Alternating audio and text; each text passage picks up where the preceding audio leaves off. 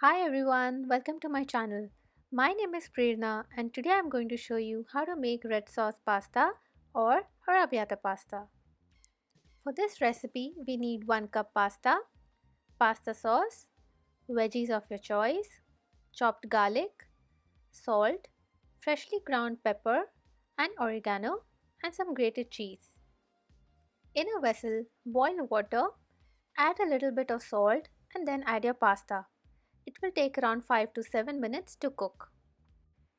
Now, in a non-stick pan, saute some chopped garlic and vegetables of your choice in olive oil.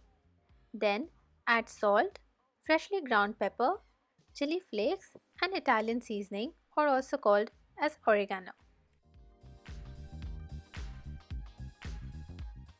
Now, add your boiled pasta and cook for about 2 to 3 minutes.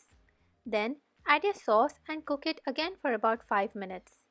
Then, before serving, you can also add cheese on top if you like.